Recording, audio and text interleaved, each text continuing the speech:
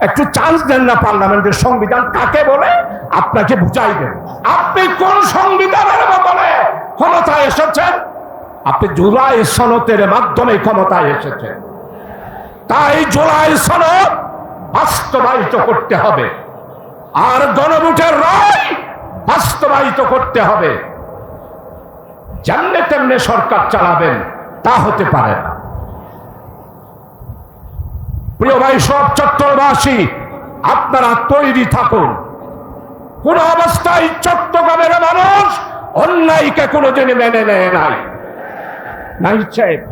আর সিটেন গলেন মানুষদের একবার যদি জাগি উঠি, যেমন স্বাধীনতার ঘোষণা দিয়েছেন, স্বাধীনতা এনেই ছেড়েছি। স্বাধীনতার ঘোষণা চট্টগ্রামে হয়েছে, তাই চট্টগ্রামে যদি আমরা জেগে উঠি, আমাদের আন্দোলনকে কেউ দাবাইতে পারে না। প্রিয় ভাই, সব নেতৃবৃন্দ আছেন, বক্তব্য রাখবেন। আসুন, দ্রব্যমূল্য নিয়ন্ত্রণ করতে হবে। পার্লামেন্টে আছি, কথা বলতে দিতে হবে। জুলাই সনদ বাস্তবায়ন ছাড়া আমরা কিছুই মেনে নেব না। আল্লাহ হাফেজ। বাংলাদেশ জিন্দাবাদ। বীর চট্টলা জিন্দাবাদ। আমাদের চট্টলার গৌরব 11 দলীয় জোটের শীর্ষ নেতা, স্বাধীনতার ঘোষকের সাথে যিনি পাশে ছিলেন, আজকের প্রধান বক্তা বীর বিক্রম কর্নেল অলি আহমদ, আর আছে নাহিদ সাহেব, সুবহানাল্লাহ, বক্তৃতা দেবে। আরেকজনের নাম শুনবেন, আরেকজনের নাম শুনবেন, মামুনুল হক। আর অন্যান্য নেতৃবৃন্দ, হযরত উলামায়ে কেরাম, সাংবাদিক বন্ধুরা, সর্বস্তরের চট্টলবাসী, ওনারা যদি আরে ফুসাল্লম ওবা চৌধুরী সাহেব কেন আসন, আই ওনারা জবাব দিম না। আই একবারও ভালো নাই। কেন ভালো নাই?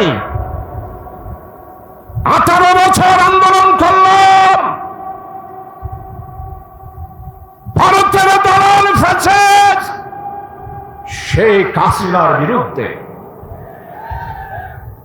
জুলাই সনদ হলো যেই জুলাইয়ের চেতনার জন্য রক্ত দিয়েছে শহীদ উসমান হাদি, ক্ষমতায় গিয়েছেন, আর উসমান হাদির হত্যার বিচার করবেন না, তা হতে পারে না। শহীদ উসমান হাদির হত্যার বিচার হতে হবে। জুলাই সনদের ভিত্তিতে আমরা জামাত ইসলামী বলেছিলাম, গণভোট একদিনে হবে, জাতীয় ভোট আর একদিনে হবে। আমাদের দাবি যৌক্তিক ছিল, কিন্তু আমরা দেশের স্বার্থে, জাতির স্বার্থে, নির্বাচনের স্বার্থে আমরা একই দিনে জাতীয় নির্বাচন আর গণভোট মেনে দিলাম। গণভোটে বাংলাদেশের 70% মানুষ জুলাই সনদের পক্ষে রায় দিয়েছে। আর ক্ষমতায় যাওয়ার জন্য আপনারা পেয়েছেন 49% বা 50%।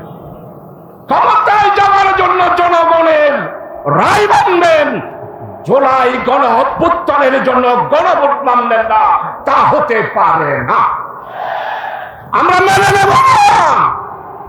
জুলাই সনদ বাস্তবায়নের জন্য 33টা রাজনৈতিক দল যৌথভাবে সংসদের দক্ষিণ প্লাজায় দস্তখত দিয়েছে।